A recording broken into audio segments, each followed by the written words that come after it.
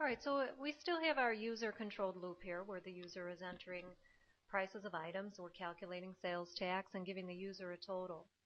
What if I wanted to do like a shopping cart type of situation where we have an accumulative total, like a running total of all of the things I want to buy? For example, this is the current program that we have going from the last video, but okay, I buy a book for $9.99.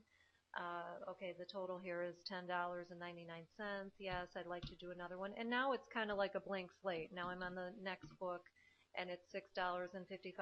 And, you know, I can do this all day, but I'm not getting the cumulative total of all the books that I would want to buy if I were to buy a big stack of them. So that's what we'll do here. It's very common to want to get a running total or cumulative total in programming. So what we have to do is maybe restructure our variables a little bit. How about this? Instead of total, this will be subtotal.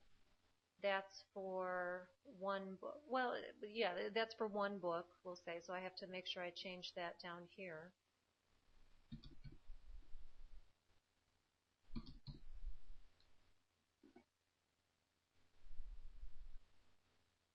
And then how about like a grand total? We'll say float grand total. And that's for everything. Make sure you initialize that to 0. Okay, so that'll be all items combined. Okay, so this is the variable that we want to pay close attention to. Basically, when I calculate an item for the user, okay, I can put, once I've calculated the subtotal, which is the item with the tax and everything, I can add that to a running total or a grand total. So let's do that. We'll say grand total. You may be tempted to say this, grand total equals subtotal. Okay, and that'll work if we were just buying one book. You know, I enter the $9.99, I get, you know, it's like $10.99 after tax, and then my grand total at that moment in time is $10.99.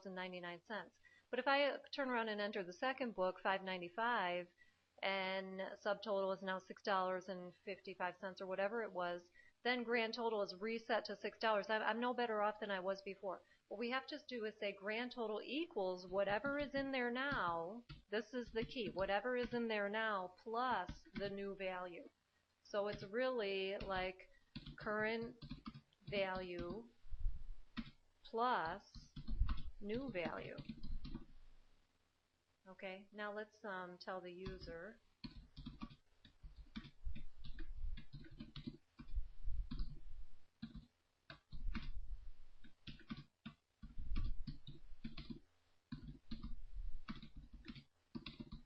What the grand total is there.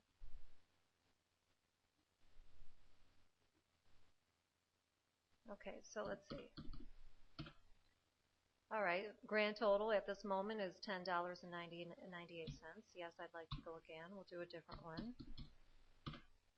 Okay, so do you see the total is growing?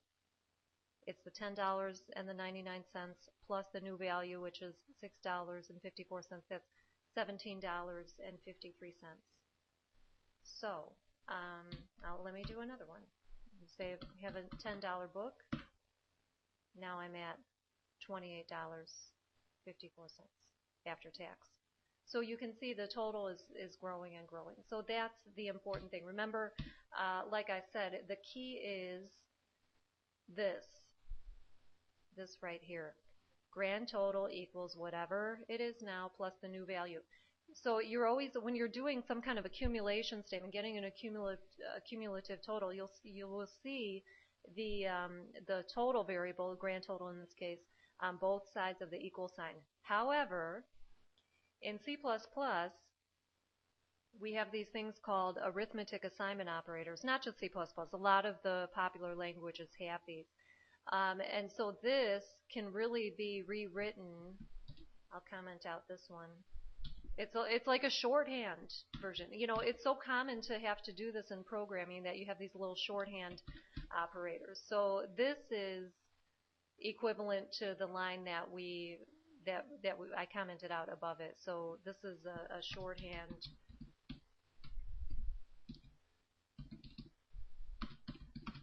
way of representing this line here.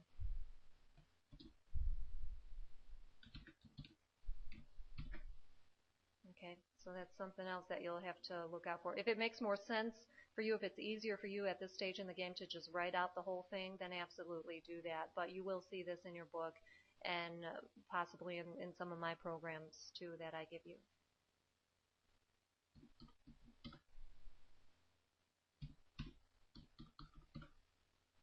Okay. Oh, another thing, let's say there is one more book that I would like to enter. And by accident, I have the caps lock key on and I enter a capital Y.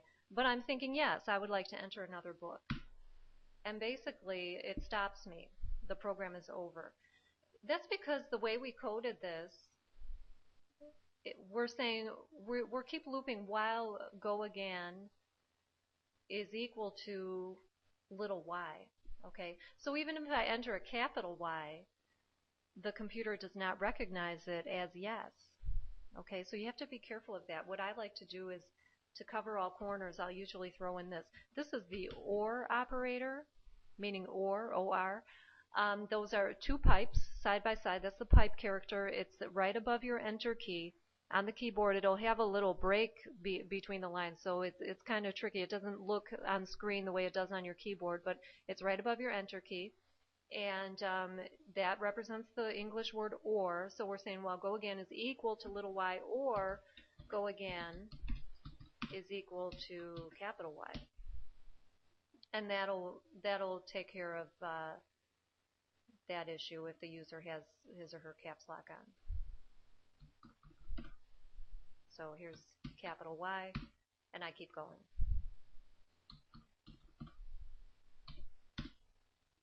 Okay. Do be careful. You have to have the variable, the go again, on both sides of the or. If it may be common, this is a common mistake, to say, well, go again is equal to little y or big Y. In English, that works. If I say, well, go again is equal to small y or capital Y, you know exactly what I mean. But C++, you have to be more explicit. So we have to have go again both times. It's like speaking in two complete sentences. While go again is equal to small y, or go again is equal to capital Y. So that's one thing you want to be careful of.